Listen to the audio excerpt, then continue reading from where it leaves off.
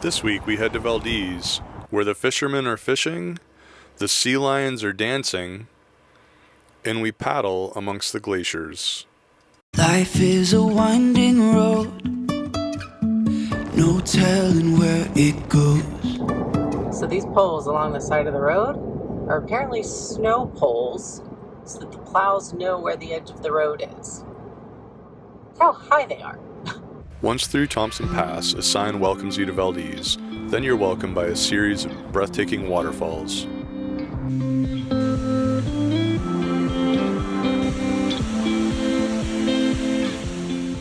We drove down the south side of Port Valdez until we arrived at Allison Point Campground. We walked to the beach so that Stormy could take it all in, and Kelly could dip her toes. From the Gulf of Maine to the Gulf of Alaska. Then we headed to the bustling metropolis, population 3,900.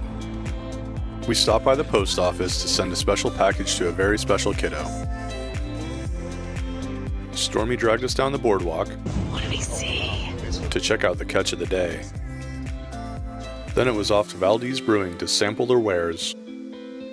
The interior was super cozy, complete with fire and all. The walls were covered with fish-themed artwork by local artists. So we just arrived in Valdez, Alaska. So dang pretty. Absolutely. And of course we had to stop for some adult beverages. So I went with a flight, a couple of wheats, a couple of darks. So those look really good. And I just went with their Odyssey IPA, which I've already had one sip and it's delicious. Cheers to getting to Valdez. Cheers to Valdez. I surprisingly am very into Blown their, away. Yeah, not my norm, but I went with their Kayak Island Tropical Wheat. It is probably the best wheat beer I've had maybe ever. I don't think in the 15 years that I've known you, I've never ordered a wheat as a pint. No, Ever. no. So that says something. So, come to Valdez for their wheat beer. Yeah.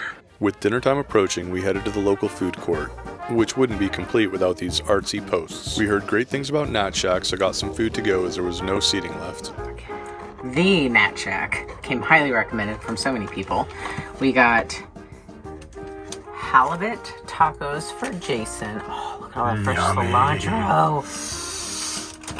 We got, for all you Taco Bell fans, a crunch wrap, but banh mi style. Oh my gosh, look at how thick.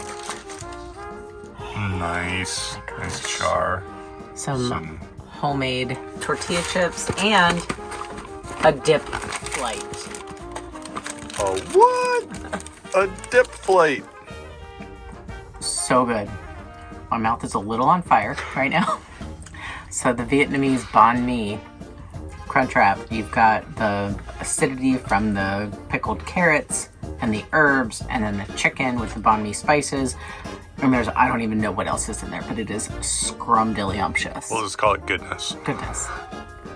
So the fish tacos have cabbage, fresh halibut, cilantro, pico de gallo, and a chipotle sauce that's got a little bit of a kick. Their house chipotle is really good.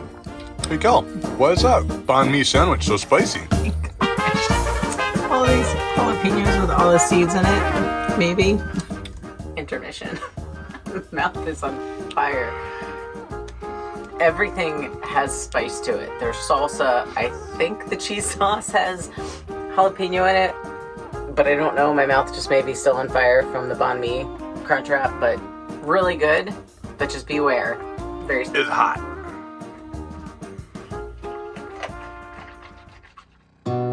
The next day was a rainy one, but also a work day for us and for the local fishermen.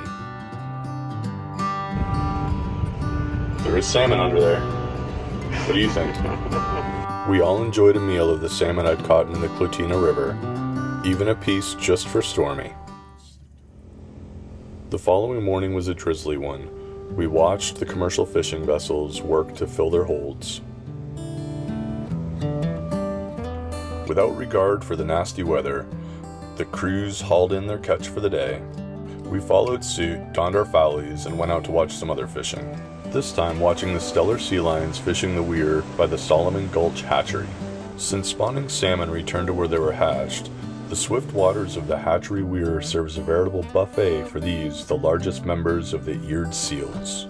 The females may reach almost 600 pounds, but guys like this big bopper can weigh up to 1,245.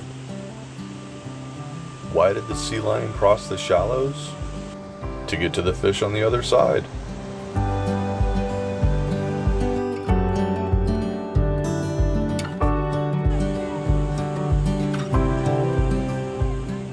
When the sea lions have luck fishing, the seagulls get some scraps. On the other side of the weir is the main portion of the hatchery. The weir corrals the fish and directs them to this ladder, which carries the fish from the salt water to raceways on shore. During the run, these ladders direct up to 16,000 broodstock each day. These raceways lead to the spawning building where the magic happens.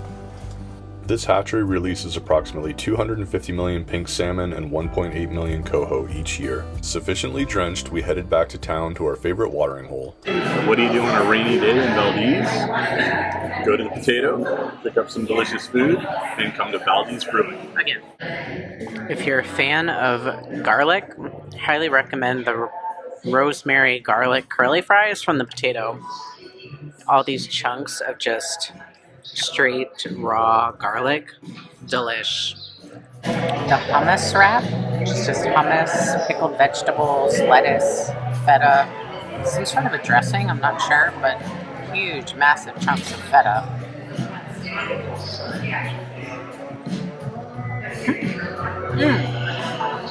Tzatziki. It's the Chugach cheesesteak. It's delicious. Is this what happens when we spend a half hour outside in the rain watching sea lions? Back in Picolina was more of the same as we turned in early. By the next morning the rain had stopped, so we headed to Glacier View Park. Here we headed out on a paddle of Valdez Glacier Lake.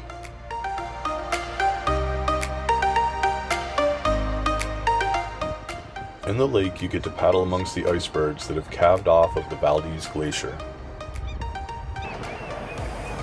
So cool.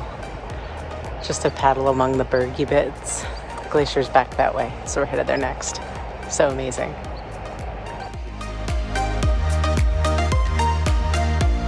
Hi, Stormy. What are you doing, buddy?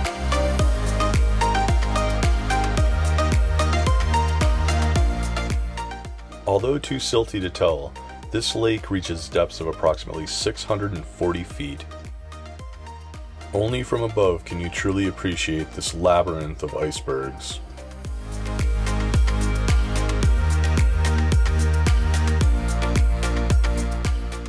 We spent over 2 hours paddling in this incredible, ever-changing maze. So we just launched the DJI drone off of Kelly's board, and Kelly may take a swim here in a minute. And we tried to recover it on our board, but that didn't work, so we recovered it on this. With the drone safely in hand, we paddled back out, and promptly got stuck. We hit ice. Stuck on an iceberg. Okay, buddy. Crisis averted, we paddled on to the next iceberg.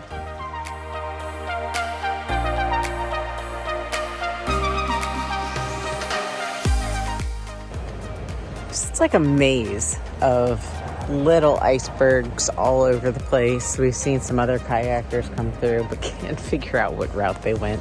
So I think we're gonna head back the way that we came.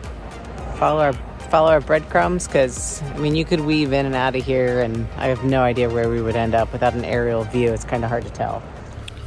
This is the not so fun part that we don't always show on video. Getting these things set up and broken down is not the most enjoyable process, but it's always worth it. It is. This is the other part of the not so glamorous process. I truly hate. We've got to get everything to fit back in here. Following our paddle. Oh my gosh. The sun has actually come out. And you can see bottom of the mountains, and there's no rain. So we went for a stroll around the small boat harbor. Valdez should be called land of the waterfalls. There's so many. Valdez is in the background. You can see it's a working port. There's a lot of fishing going on. It's also a really cute little town. Really cute town. Pretty spectacular, huh? Pretty spectacular. Never thought Valdez would look like this. Today is our first day in Valdez that the sun is on our face. And we are enjoying Nat Shack for dinner, an early dinner. Round 2. Round 2, and banh mi sandwiches. One light on the jalapenos. One without this time. And some chips and salsa. Cheers. His and hers banh mi.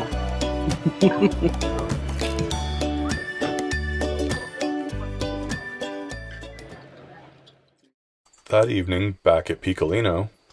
This is what happens when It's a fishing pole. that comes out. Little man goes crazy. Stormy. Stormy. Oh, we're so excited. Our final day in Valdez wrapped up with not so much as a nibble. The next morning, we were back on the road. We went by Rudleston Falls and pushed our bow towards Anchorage. Life is a winding road, We'll see you there. no telling where it goes.